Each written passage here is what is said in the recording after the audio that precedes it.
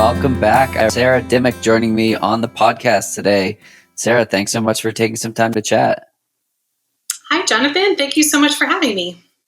Of course. The first question is one that I believe it looks like you're prepared for, but here we go. Who is Sara?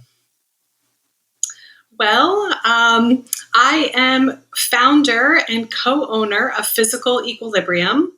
It's a boutique personal training gym located in New York City, and we also have a location in East Hampton as well. So I've been a personal trainer for over 20 years now, and I have my business partner. Her name is Sara also, so we're Sara and Sara. We've been working together for a very long time, since 2006. And so we've been growing our business, personal training, nutrition, triathlon, running coaching, Pilates. We specialize in post-rehab personal training. So taking clients from injury, referred from their physical therapist or doctor, back into the gym, teaching them how to work out with their injuries, how to get stronger, how to not re-injure themselves. And they're really in it for the long haul. So just like you, It's in it for the long run. Yes. Yep. Very exactly. cool. And that's, we really promote longevity in athletics and sport, and trying to help people figure out what they really like, the types of movement that they like to do, their nutrition, other wellness. And look, people are going to get injured. If you're an active person, even if you're not an active person, you're going to have an injury sometime in your life. So how do you come out of that? How do you get back into the gym? How do you get back into your routine, into your sport, into your activities of daily living? So that's really what we specialize in. Very cool. So your background was a professional dancer before getting into endurance and fitness. I'm curious, what did that transition look like, and why fitness and triathlon and endurance? Yes, exactly. So I graduated with my BFA in dance from Florida State. And where else do you move to be a dancer but New York? And I moved to New York with $2,000 and 2 suitcases on the Amtrak train. Did the starving artist lifestyle, lived in a studio apartment with 3 or 4 people. But someone gave me very good advice when I was trying to figure out what I was going to do to pay the rent as a dancer. And somebody said, look, you have so much knowledge in movement and teaching people how to move their body and proper form and technique. So they said you should be a personal trainer. It's easy to get into. You'll be really good at it. So I took their advice, and thankfully I did, because it really blossomed into a great career. Like I also definitely was dancing a little bit, but as I got more into fitness and personal training, it's like teaching. So you're giving back to people, and you're teaching people how to become better themselves, and also how to overcome injuries and do things they never thought they could do before. So it was a very rewarding job. Plus I started making money at it. And after a while I thought, maybe I should just go into this full time and see what happens. So that's what I did. And I ended up opening my own personal training gym, and just kept growing it from there. What was the leap like? Decide to do it full time and sort of betting on yourself? Well, I was working at a big chain gym, and I was also dancing. And at that point, after a few years of doing both and realizing that I wanted to pursue more personal training, as I started pursuing that more full time, I had some opportunities in media. So I had a client that was working at Self Magazine, and a client that was on producer on CBS News. And so those people were getting me little spots of media attention. And the big gym that I was working at was not really interested in promoting me in that way. And so I kind of just was like, well, I'm going to take the leap. I'm getting this press. What if I just keep promoting myself? I think I can work harder for myself than for someone else. So that's what I did. And so I said, I can always go back and work at a gym, but let's try this on my own and see if I can do this myself. So that's what I did, is I transitioned to a personal training gym. a lot of my clients followed me there. And then as I grew, then I hired teachers, instructors to work for me, and then just kept growing and growing that way. Very cool. I want to dive further into the aspect of promoting yourself. It's sort of like a necessary thing to do, and a lot of people are bashful or embarrassed to do such a thing. And we live in this world where there are so many sole proprietors and individual contributors and people who live off of referrals and this type of earned media exposure. So I'm curious for you, have you always been comfortable with that kind of activity, and what sort of guidance do you have for people who might be listening who are like, yeah, I have my own business, yeah, I'm a coach, yeah, I'm a this, and I suck at promoting myself, but I know I need to do it. So how do you feel about that? Well, I mean, I really enjoy going to networking events where I don't know who I'm going to meet there. So whether it's a group of other professionals within the same kind of services like massage therapists or physical therapists or doctors, or even just a women's group. Like I went to this financial tech women's group because my friend leads it, and she's like, just come because there's going to be a lot of people who could be your clients there. And you just talk to people. And in fitness, everybody likes fitness or running or triathlon or lifting weights or something, or somebody's injured, so they like to tell me about their injury. So it's a very easy conversation starter. And then I don't do a hard sell. I always do a soft sell, and come in, see the gym. I'll give you a free class. Or another great way is to work with a charity group. So we do that as well for the New York City Marathon and also the 5-borough bike tour. So we team with a charity. We give our services back for free, and people who want more come to us for personal training or for coaching individually for excelling at that particular race or event, because they want extra on top of what we give them for the charity team. Where they find us for nutrition or something like that. So, maybe if somebody already has a coach or a personal trainer, they come to us for nutrition, or they come to us for Pilates. So we offer a lot of different things that we can bring people in the fold too. But I think it's just, getting out and talking to people, meeting people at parties or events, networking, because you never know who you're going to meet and you're going to start a conversation with. Totally. The opportunity for collaboration or growing a business, or like the 1 + 1 = 3 scenario, is so fascinating. And there are so many opportunities out there. And the way I see it is just like, get a bunch of shots on goal, and baseball players, if you fail 70% of the time, could go to the Hall of Fame. Basketball players, if you fail 40% of the time, you're a pretty good free throw shooter. It's just like, people expect to be successful all the time with pitching, and it's simply not the case. Like, I do this with the podcast, and it takes, I don't know, I've probably sent 50 to 75 pitches in the last month to gear up for 2023. And, what I do with my day job, it's, if you're converting 65 to 70% of people, it's, you're really good. And then we look at, people who like, they're afraid of rejection. And I think the people who are open, who are able to be most successful, are ones that are comfortable with rejection and comfortable with like putting in the reps in order to get there. Yeah, and we turn down clients sometimes if we don't think it's the right fit too. So, obviously we want to try to please everybody and try to bring everybody into our business. Sometimes it just doesn't work out. Sometimes that person is really far away and there's just no way we're going to be able to commute to them, or it's just not going to work out for them to commute to our gym. So it's just not going to work. Or if somebody's a super difficult case and it's over what we can do, of course, we're going to have to refer out to a physical therapist or a doctor. Like, we can't fix them. So, so there's lots of scenarios that sometimes it's not the right fit for a specific client. And yeah, we get leads in all the time, people looking for personal training or Pilates or nutrition, and they ask us our rates and we tell them the rate and it's too expensive for them.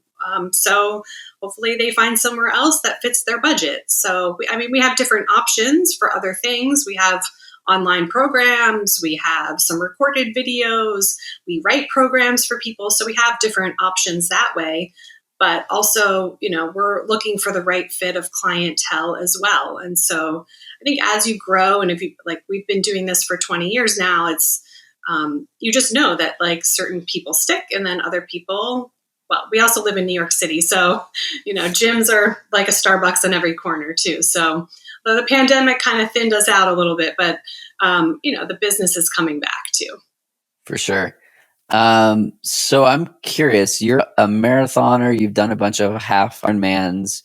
How does your experience in endurance sport translate to your ability to be good at what you do on the business side of things? Is it something you've thought about as well? I think that just, following a program, time management, all of those things come into play when you're an endurance athlete, when you have your own business. And so it's just like another thing that you have to focus on and get sleep and eat correctly and follow a program, but also listen to your body too. So I always did and have been doing triathlon and running events for fun. So, I was a dancer. I was not a runner. So I got into this much later in life and kind of just experienced it for fun. I got into triathlon because I wanted to learn how to swim laps and learn how to swim really well, because I had a lot of older clients who had arthritis or hip problems or back problems, and there was only so much we could do on dry land.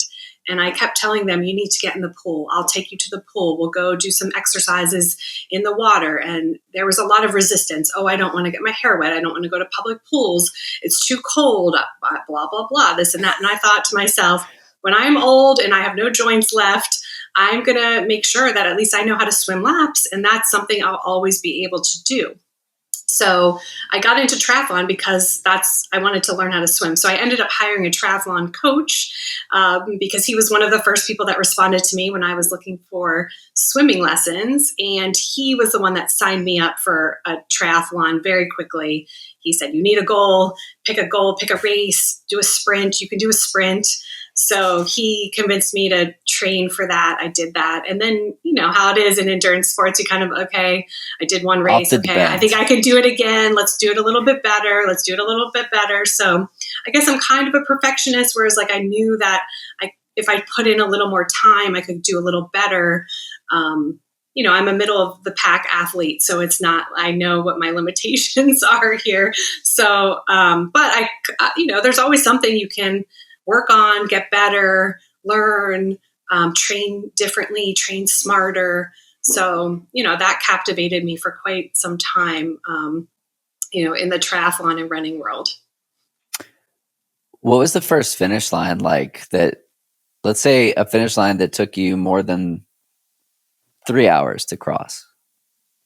Okay, so that was probably an Olympic or definitely half Ironman is over 3 hours for me. That's you doing really well. But yeah, so I just gradually kept building up. I think it was earlier in the maybe second or third year I had been doing just like sprint races. And I remember I finished one of the sprint races, and my boyfriend at the time looked at me at the finish line. He goes, you don't even look tired. And I was like, oh, okay. And so then, I thought, okay, I'm going to try an Olympic distance. So I started doing Olympic distance, and then I started doing 70.3s. Actually, I think I did the Escape from Alcatraz first. And then I went to 70.3s and marathon, and then went backwards a little bit, because then I was like, I think I just need to get faster. I'm not going to keep going longer and longer.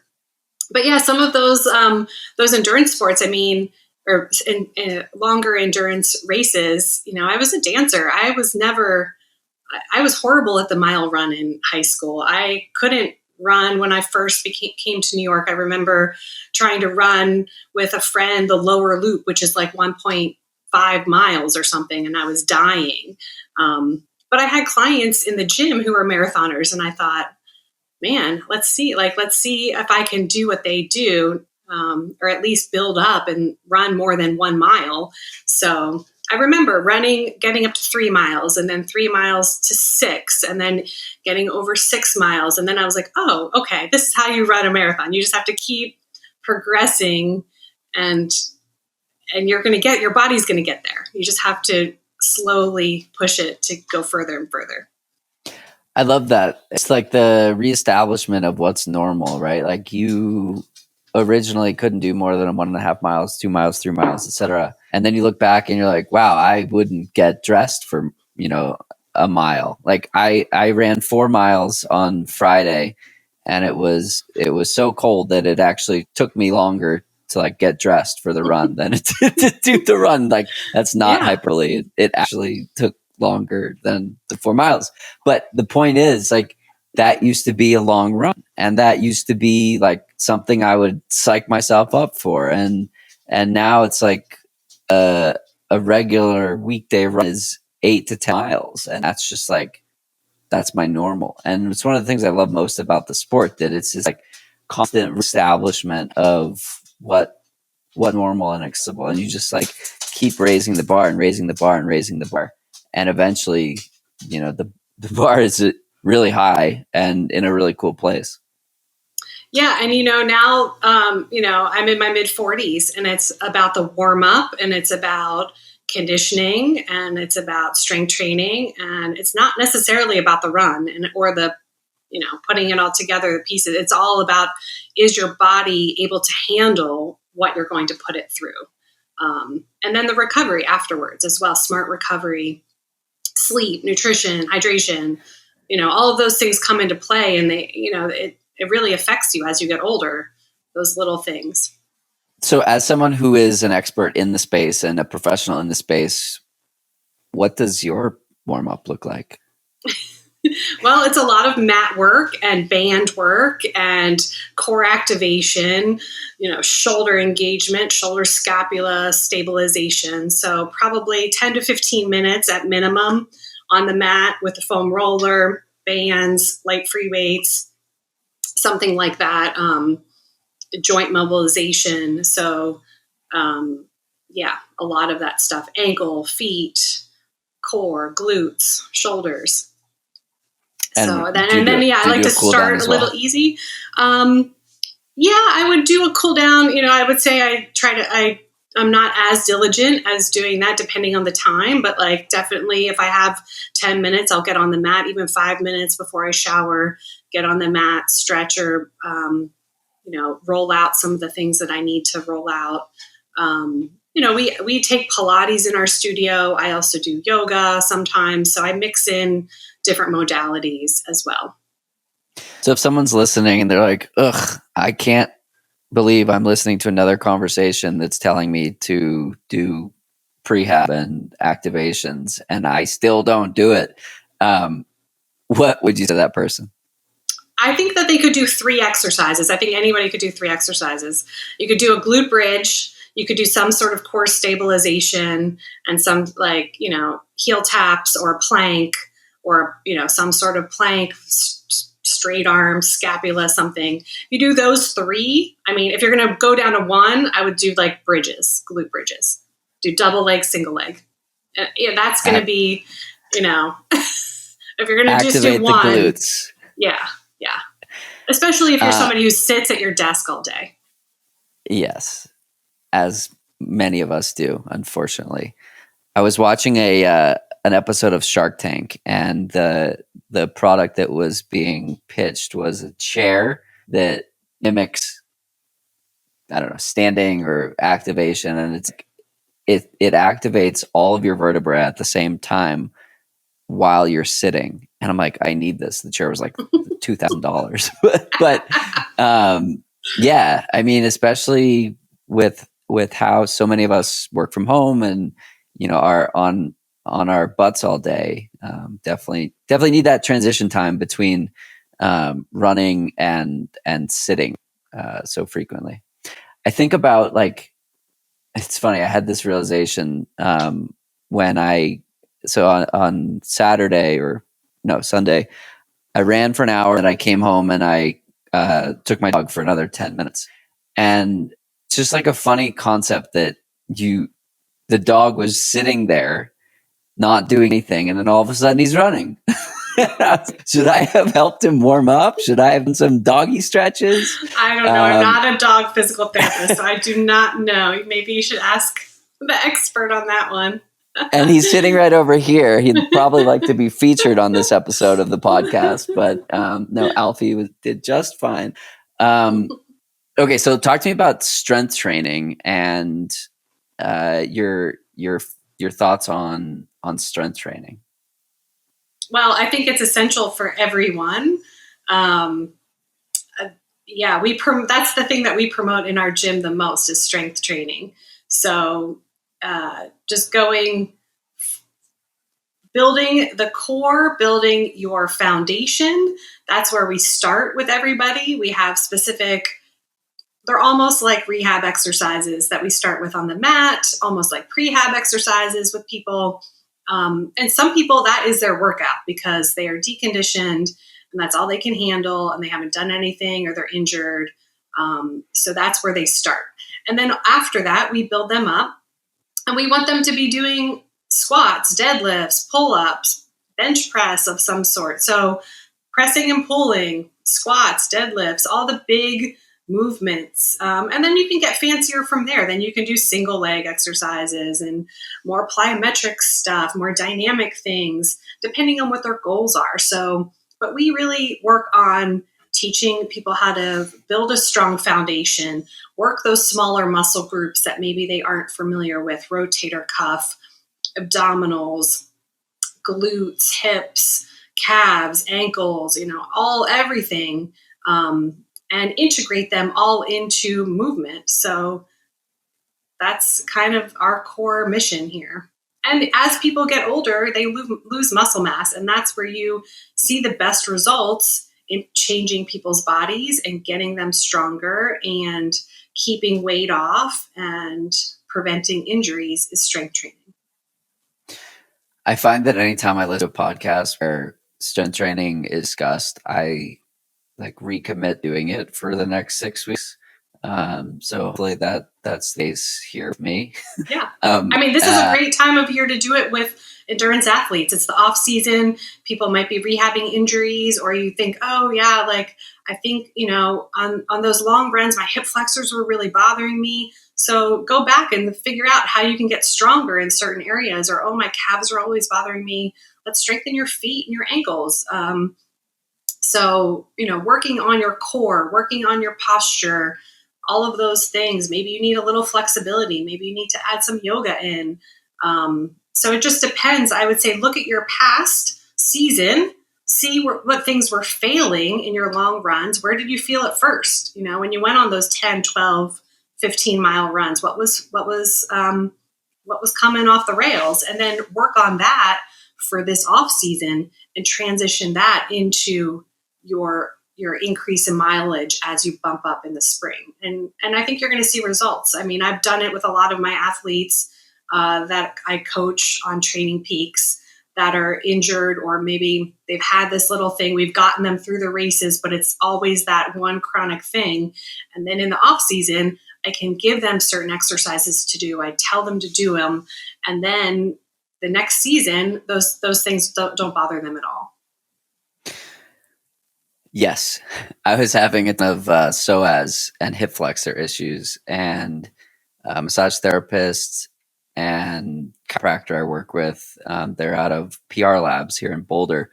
They basically begged me to start deadlifting, and I bought a hex bar and some weights and did a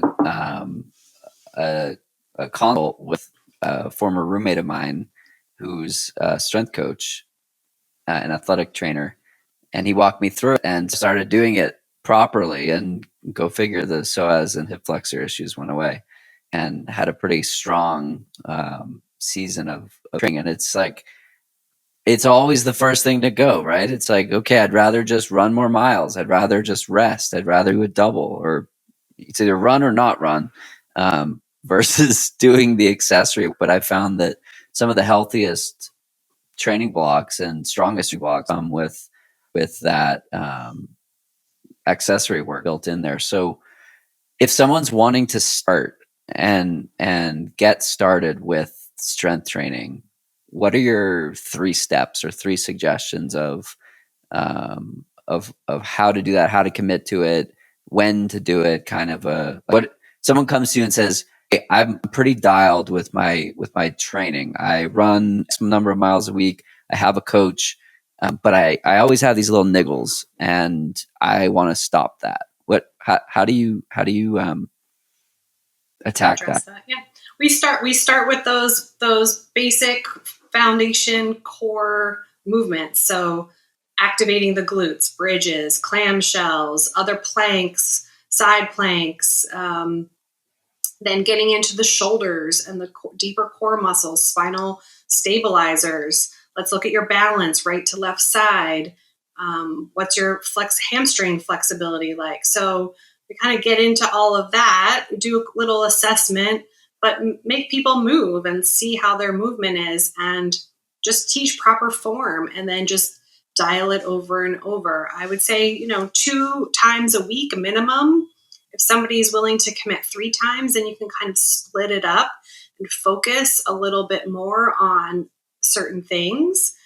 And depending on how much time they're going to commit to you, if they're running like 4 or 5 times a week, they will have, I would like them to do 2 strength trainings a day, or strength trainings a week, or we break it into shorter, like half-hour blocks, and they do that before or after their runs, depending on what body part it is and what kind of training block they're going through.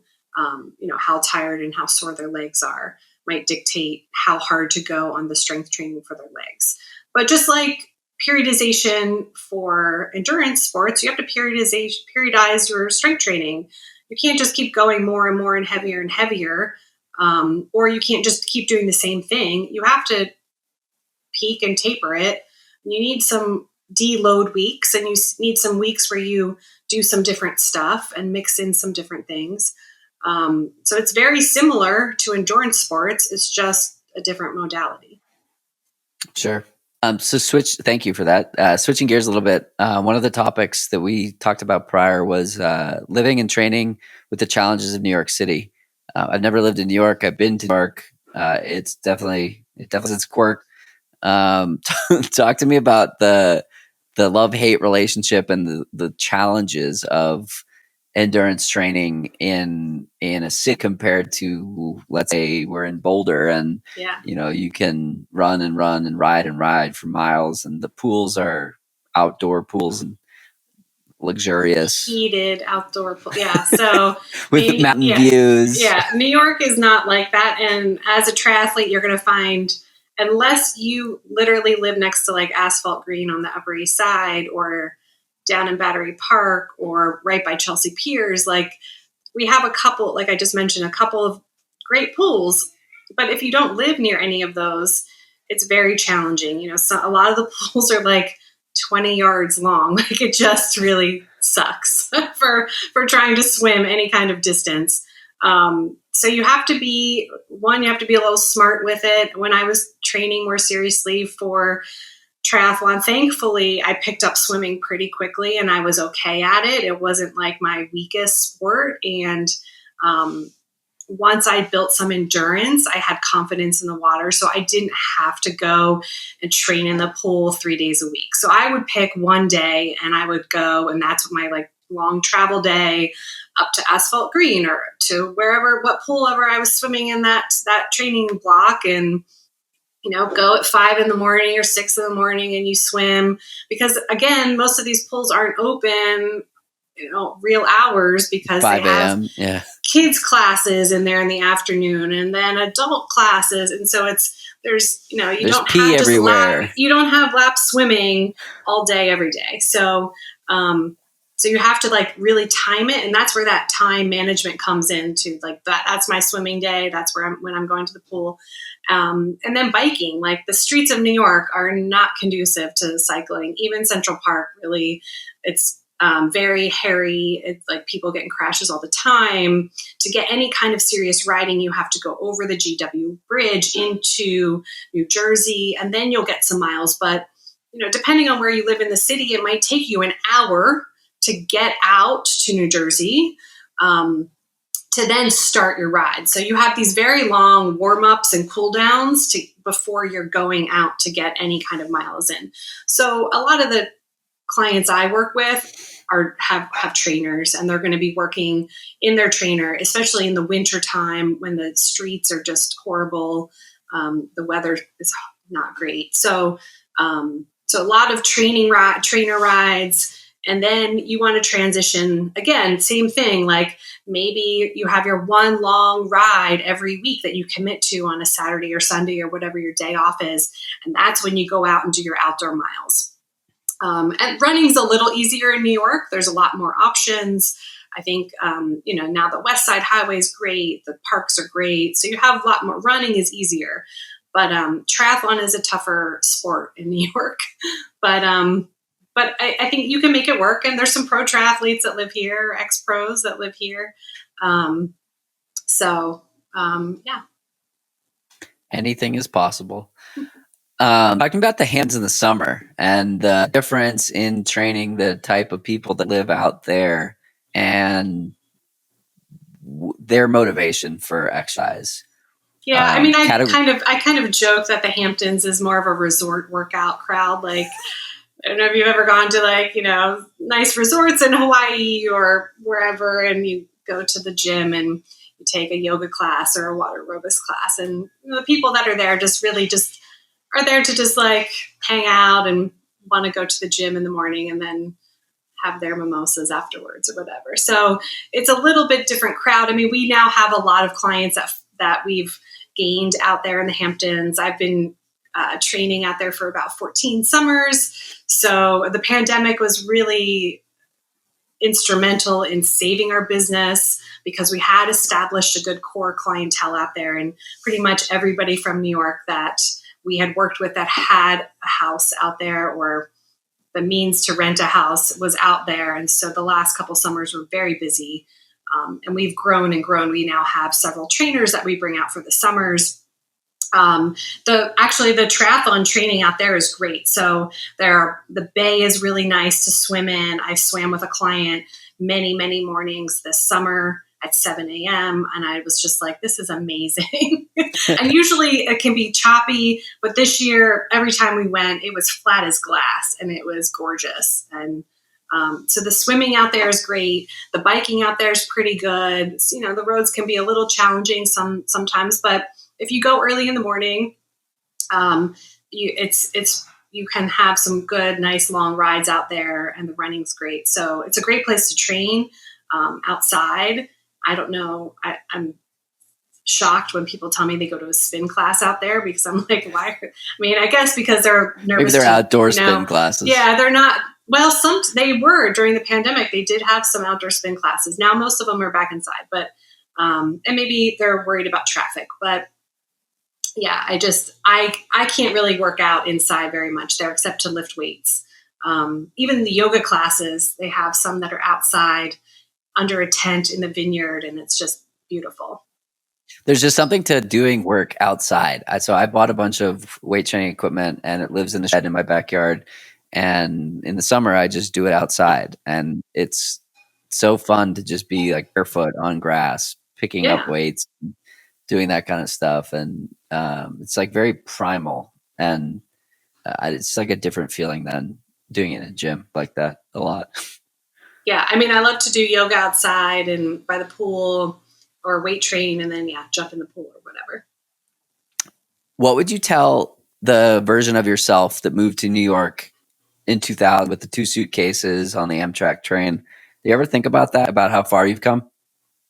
I do sometimes, and it is pretty amazing. I think that sometimes it feels like it wasn't that long ago, but then I think about, or if you just scroll back in your phone and look back at pictures, memories come up and you're like, wow, that was a long time ago. Or, oh, what happened to that client? That client disappeared off the face of the earth, or what's that person doing now? And so, yeah, it does put it into perspective of how far you've come. And, when we bring new trainers into the company, some of them have 3 or 4 years of training under their belt. And I think, oh, what did I know when I was, a kind of a new trainer just getting established? I mean, I think that there is a lot of great information out now. I think that, with social media and the internet and people sharing all sorts of things. And I even think that that personal training and physical therapy have gone much more focused, and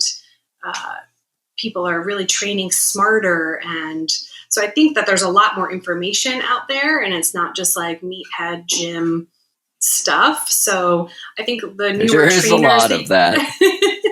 I mean, you can still get that. And like the trainers that are just our new trainers have access to a lot of different information. So yeah, I think it's interesting to think back to that, but I love this job. It's great. It's really fun. I joke that I take a few days off. There's no fitness emergencies. I mean, sometimes my clients text me, especially if I'm coaching them and they're getting close to a race. Some people will text me with last minute things, but in general, I'm not getting called in for fitness emergencies. So you can I had take a fitness time emergency off. in my last marathon, but that was for reasons. But where's my fitness? I'm kidding. That's awesome. Yeah, it's cool to look back on growth and sort of realize how far you've come. We're recording this on December 26th, and an exercise I like to, pun intended, an exercise I like to practice this time of year is think about where I was at this time the year prior, even just 1 year prior, and think of how far I've come, or like what I'm doing now compared to where I wanted to be at this time. And so if you're listening to this or watching this, pause and do that. It's really cool and really fun. But I love it. And it's like then look forward and think about where you want to be at the end of 2023. And like the ability to grow in that 365 days or 5 years or 10 years or whatever. Like it's the reason that you can do things in endurance is because you just stack brick after brick after brick, and you just perform, and you're consistent. And that's how, if you want to look 5 years out and be like, this is what I want to do, like that's how it gets done. And so I guess like a reminder of from this time of year to think about those kinds of things and like look forward to where you want to be. So maybe it's incorporating strength training, maybe it's incorporating Pilates, or working with someone who's an expert in nutrition, or any of these topics that Sarah has talked about. Now is a good time to do it, but it's not just because it's the end or beginning of the year. It's always it's always a good time to make a change and do something that your future self will appreciate. So very long lead into the next question, which is, if someone, or you must see a lot of really cool growth stories. I don't want to call them success stories, stories of growth, or experiences of growth with your clients. What's been the most surprising sort of evolution or aspect of that kind of evolution that you've been able to be a part of? Well, I would say I'm thinking of two different types of clients. So we have clients that come in with some serious injuries, whether they have disc herniations or rotator cuff tear, or maybe they've just come off of like a hip replacement or something. And so they're building back to their activity and their sport, or they're just trying to get back into shape. So, we see those kinds of people, and those are very rewarding because you see those people go from a serious injury, and some people cannot deal with that because it's, some people, especially endurance athletes or people who are used to working out a lot, type A personalities, they don't like to be set back. They don't want to be, right, told that they can't do something. No, So you can't. Yeah. It's for us, then our job is to figure out how to tell them they can do certain things. So just because you have a disc herniation doesn't mean you can't work out. There's a lot of things you can do. You just have to change some things, and you have to do things a little differently. And sometimes you actually get back to doing all the things that you used to do. But you have to continue to listen to your body too. So it's really teaching people how to work out a little more safely and effectively. So that's one aspect of people who we really love to work with. And then I would say like older adults who maybe fitness has never really been part of their life, or maybe they did play some sports growing up, but then they had a lot of time in their life where they weren't active, and now they're seeing real degenerative changes. Hips, back, knees, arthritis, things like that are really painful and debilitating. But again, just some small little things, just very gentle movement, activities of daily living, stand up, sit down, squats, pushing, pulling, activating their core. And I'm talking people in their 70s and 80s that come to see us. And in a few months, like, they can move their body in a much better way, and then they say they get up in the morning and they're not having as many aches and pains, and like that's quality of living for those kinds of people. That we live in New York, they have to get up and down the subway stairs, or up and down into the bus or the cab, or walk, or we're walking 5,000 to 10,000 steps easily a day just going to run some errands. So people who can't do that are very restricted in this kind of a city. So to give them back those things, to be able to like go for a few miles, walk and run their errands and bring their groceries back and not have to take an Uber, that's also very rewarding, I think, to us. Yeah, it's an interesting way to put it. It's like being able to do the things you need to do and feeling good enough to do it. I listened to a podcast with Peter Tia, and he talked about the like planning for your last decade and like sort of working backwards to ensure that your quality of life is strong enough to actually enjoy it. And I think there's a movement towards this type of approach to health span and to fitness, and less about elite performance and more about this like human performance. Like, I want my body to work when I'm 80, 85, 90 years old. You want to be able to wipe your own butt. You want to be able to have sex when you're 80, like all these kinds of things that people take for granted when you're 30, 40, maybe 50 years old. And if you're backwards, you can probably do it, or give yourself a better chance of being able to do it.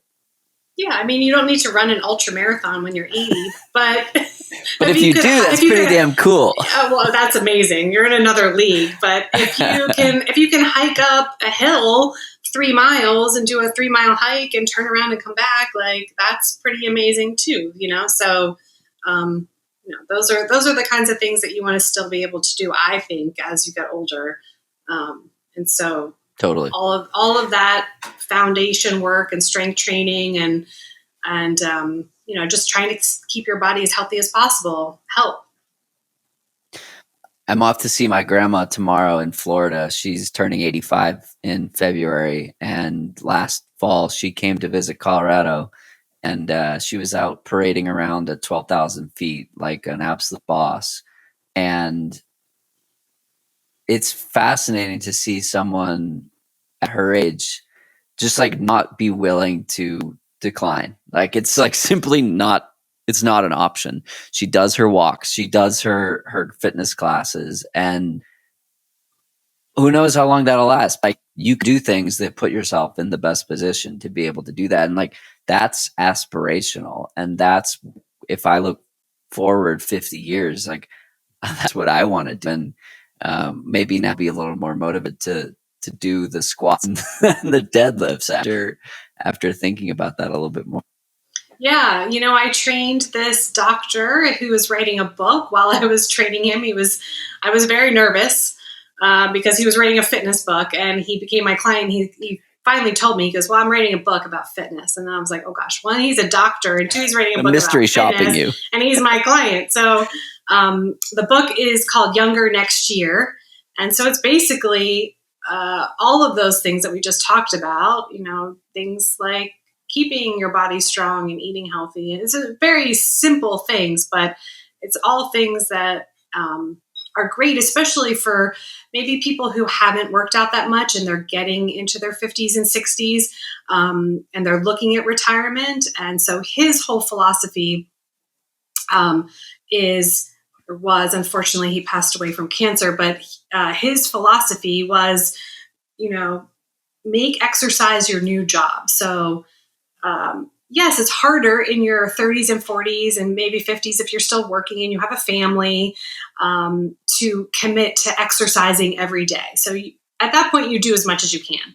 But when you're retired, your new job is to maintain your body and exercise every day and start to eat a little healthier. So that's something to think about too. Like, you would get up in your 40s and take a shower and go to work. Well, now you get up and you work out, and then you take a shower and you eat breakfast.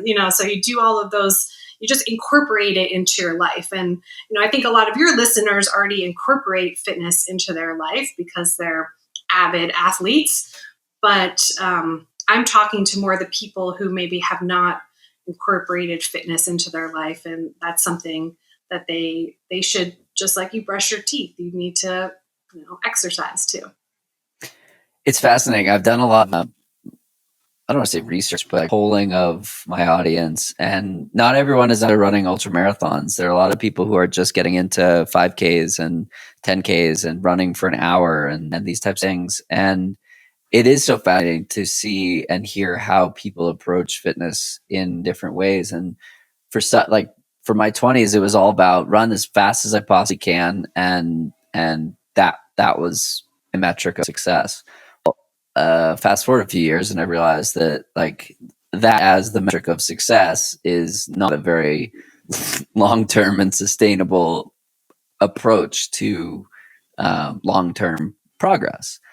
I did a podcast earlier today with a guy named Andy Wacker. Andy's a 34-year-old professional trail runner and road runner, and his realization was very similar. He just realized it earlier, that it was all about fun, and it's all about making this crazy sport fun, and you get faster and you compete and you do these things that are sort of ancillary to the enjoyment and fulfillment of it. And your take on make fitness your job or health your job when you're retired is fascinating, because it's like a different perspective around why you do it, right? Like, it's useful and helpful in your 20s and 30s. It becomes essential, and you could argue that it's essential at any age, but as you go on, it's more and more and more essential. And the magnitude of impact for doing it and not doing it is greater. And so it's sort of like why I started this whole podcast. It's like, it's not how do we win marathons? How do we break 3 hours? How do we break 20 minutes in the 5K? It's like, how do we create habits that are sustainable for life, for the long run? Always be branding. And what the takeaways from high performers, from industry professionals, from people who are doing it and doing it well, how can the rest of us learn from those types of people? So I really appreciate your sharing of your experience, your background, the gamble you took on that Amtrak train, and the journey ever since. Yeah, and I would add to your for the long run and say that you need physical equilibrium. So, you need the endurance, you need the strength, you need the recovery to balance your body and then train to transform. So, those are our taglines. So, it And fits mental in really well. equilibrium too. Yes, definitely. Mental equilibrium, yes. I love it. So thank you so much for taking the time to chat today, and we'll see you out there. Okay, great. Thank you so much for having me. Of course.